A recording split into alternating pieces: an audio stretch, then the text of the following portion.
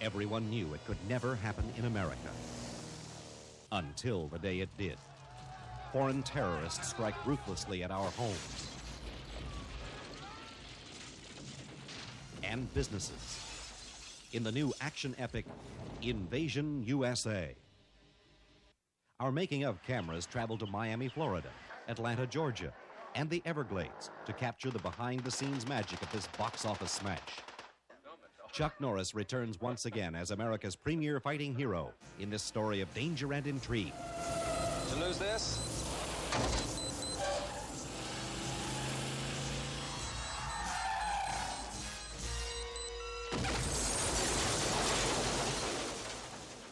Directed by Joe Zito, Invasion U.S.A. also stars Richard Lynch as the terrorist leader and newcomer Melissa Prophet. The screenplay was written by James Bruner and Chuck Norris and is based on a story by Norris's brother, Aaron. Stories about an international terrorist who is backed by someone, we don't really know who. And he mobilizes all the terrorists in America, and they go out to every major city in America, hundreds of them, and they start blowing up neighborhood homes, shopping malls, buses, restaurants, businesses. The director of the film, Joe Zito, is noted for directing such hits as Friday the 13th, The Final Chapter, and another Chuck Norris film, the highly successful Missing in Action. For the film's opening, Zito wanted to express a serene and peaceful atmosphere for the home of the Chuck Norris character, Matt Hunter. I wanted to have Matt be a man who was in search of peace, but always drawn into battle. And the Everglades were peaceful, serene, a place that you'd go if you were trying to get away from confrontation.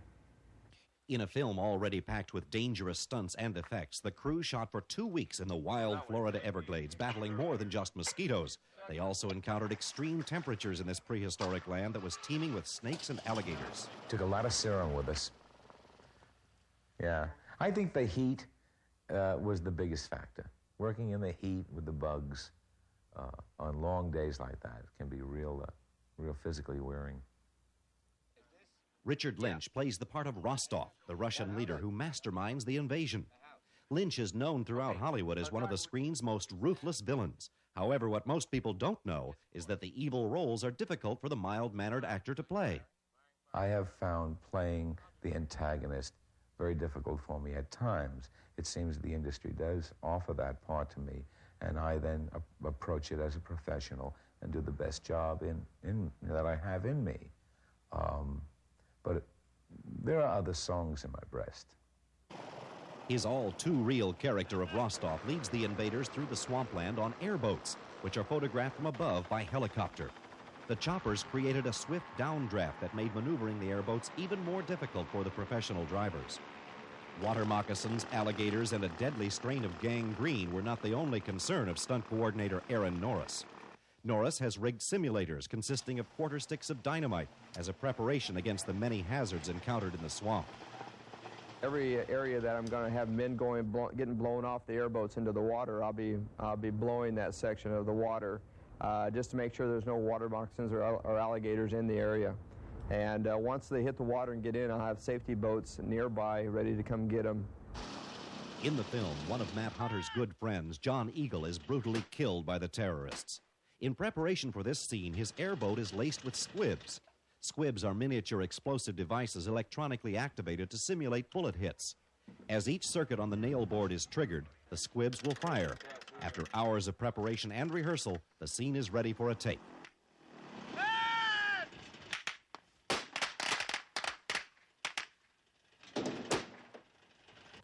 Next, the reverse angle of the terrorist firing the weapons must be shot.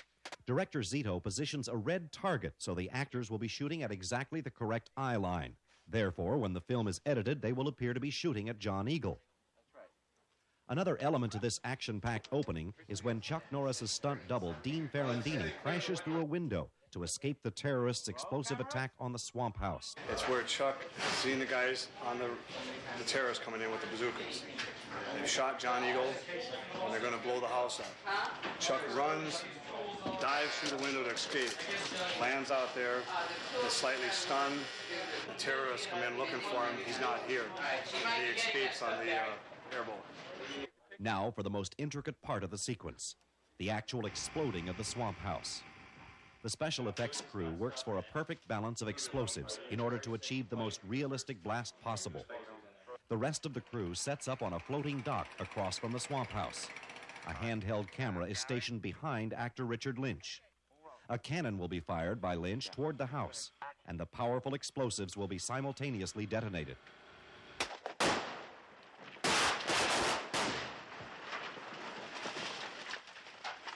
Now let's take a look at the combined elements of the finished, exciting Everglades scene, which includes both the stunt by Dean Ferrandini and the spectacular explosion of the swamp house.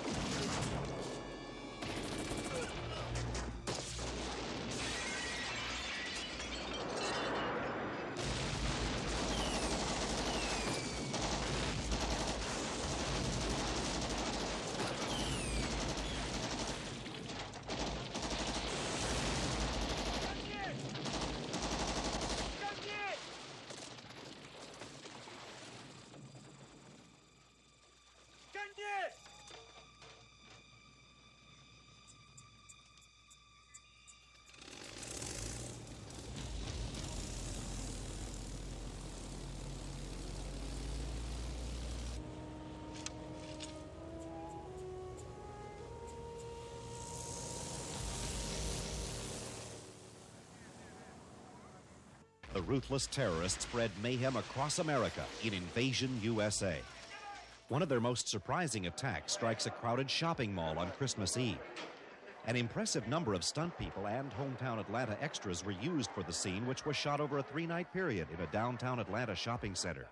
We're trying to tell the story of major battles on the streets of American cities. And these are not the kinds of villains that go and blow up an office building someplace. They go into a shopping mall, Christmas time, packed full of shoppers. We had 1,800 extras there each day, used maybe 10,000 extras in the sequence. The suspense and intensity will steadily climb in this thrilling action sequence as each scene progresses in the shopping mall. In the parking lot of the mall, an airbag is set up for stuntman Al Jones to rehearse another life-risking stunt. He will be jettisoned from a hydraulic springboard into a gift shop card rack. The difficult stunt will become even more threatening as an explosion is set off at the same time. The camera will capture the action from behind a protective shield.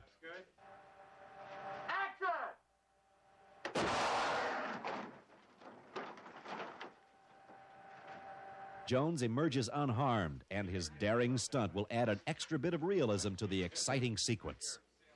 The shopping mall scene will include a thrilling entrance by the Matt Hunter character. Stuntman Don Pike will stand in for Norris in this hair-raising stunt in which he will crash through the front doors of the crowded shopping mall, swinging dangerously close to pre-positioned stuntmen.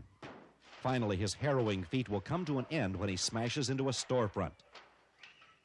And now it's time to see Chuck Norris in action, and has worked his way up the ladder of success to star in such noted films as Missing in Action, Code of Silence, and Lone Wolf McQuade. He's famous for performing the majority of his own stunts. However, in Invasion U.S.A., he attempts the extraordinary when he hangs onto the side of a speeding truck as it careens through mall displays and crowds of shoppers. Shopping mall, of course, has been the hardest and most hair-raising, most dangerous thing I've done, probably the most dangerous stunt I've ever done on film. It isn't easy for stunt coordinator Aaron Norris to direct such a dangerous trick when it's his own brother whose life is on the line. I don't like putting my brother in that position, but he's so good and he's so game. And I see a situation that I have taken I have done my homework on, and I've taken and done every step I can do for complete safety. And now let's take a look at the entire action-packed shopping mall sequence, including the most dangerous ride of Norris's career, as it will appear in the final film.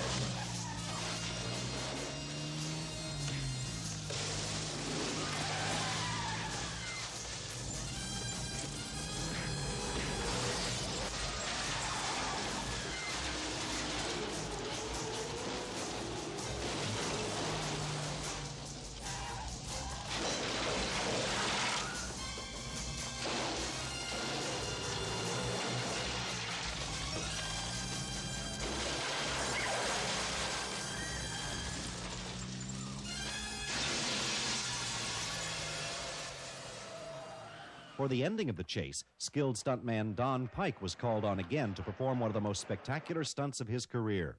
Stunt coordinator Norris designed the stunt himself. Stunt is blowing a truck in a complete fireball and rolling it end over other cars, doing what we call a pipe ramp. But not only a pipe ramp, it came out of a fireball that was probably about 150 feet in diameter. Pike runs the stunt over and over in his mind to make sure there are no potential mistakes.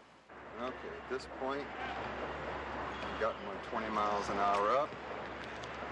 Now I have to key myself in on the ramp.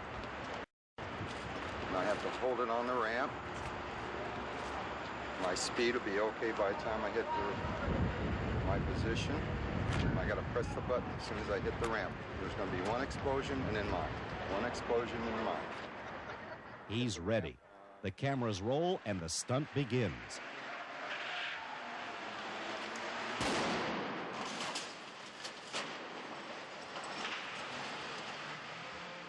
High-speed cameras were used to shoot Pike's truck in slow motion as it was absorbed in a 150-foot fireball. Again, take a look at this incredible finished scene.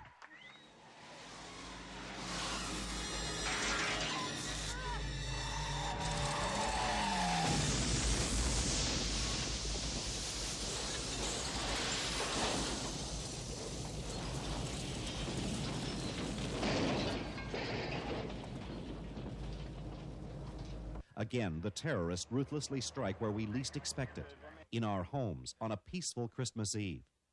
Constantly striving for realism, director Zito chose to buy out several real brick houses in a suburban neighborhood. At least 15 of my key department heads were flown into that area. We walked from house to house. We talked about what we wanted to see. We talked about what would be possible, what it was safe to do, what couldn't be done. Of course, we had to involve local governments as well. We were in proximity to an airport. A lot of homework was done before we could do that. We talked about different types of explosives, how one material looks versus another. We did, in fact, really destroy the neighborhood. Zito wanted forceful, big explosions as each of the neighborhood homes were destroyed. Explosives team member Bill Purcell describes how the incredible blasts were achieved. We put candy glass in the mortars. We shot through the windows. We used primer cord to cut the roof open and push the fireballs up through it. We threw a lot of debris out through each window, and it was a major explosion. It was on the equivalence of probably close to a case of dynamite. Director Zito details exactly how the bazooka should be held and fired when working with Richard Lynch.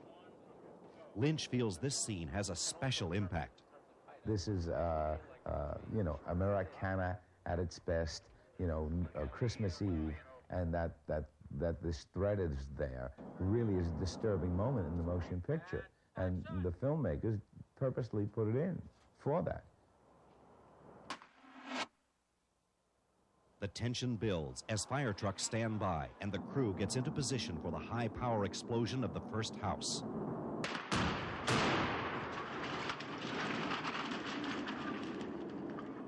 The blast goes smoothly and no one is injured. 5 real houses were destroyed during the 5 nights of shooting. High-power explosions violently shook the neighborhood. Here is how the finished film version of this neighborhood invasion appears on the screen.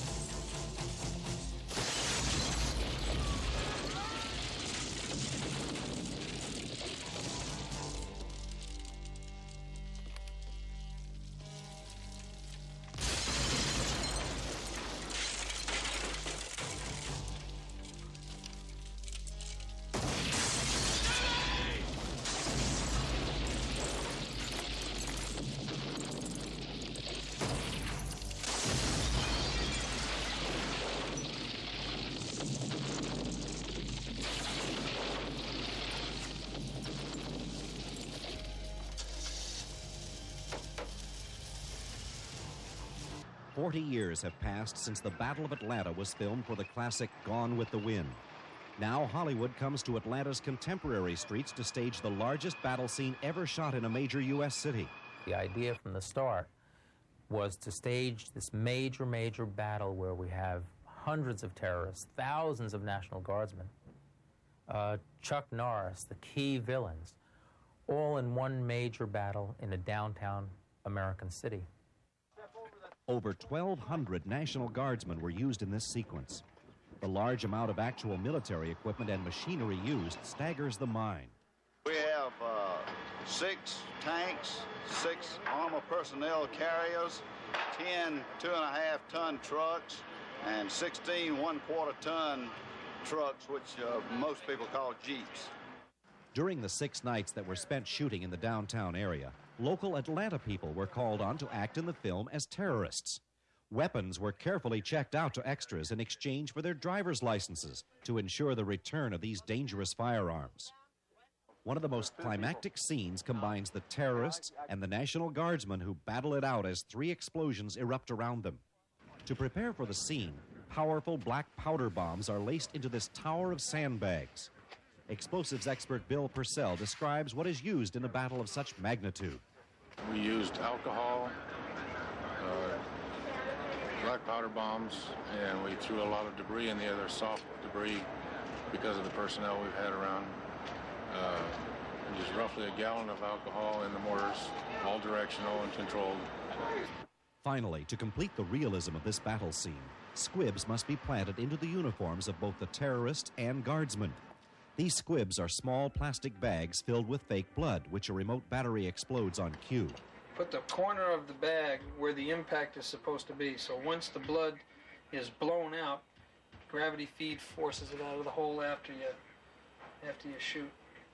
A small piece of foam is placed between the actor and the squib to keep him from feeling a sting as it explodes. This time-consuming process must be repeated many times over for each piece of clothing worn by the actors. First, the explosives are checked, then the guns are refilled with blanks, and finally, the actors are rehearsed and fitted for the squibs. This dynamic scene, which features 3 continuous explosions and several hundred actors, is ready to roll.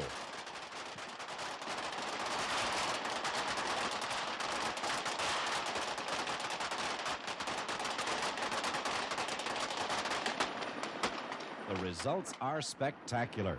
Unfortunately, not everyone is as happy about the successful scene. Every time we build an ice set, these guys come along and blow it up. I'm sick of it. I'm doing commercials from now on. That's our job!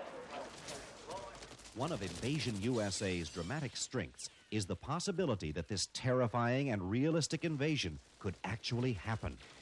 This could happen. And that's why I really wanted to do the movie, because we've been very fortunate that we haven't had this happen to us yet.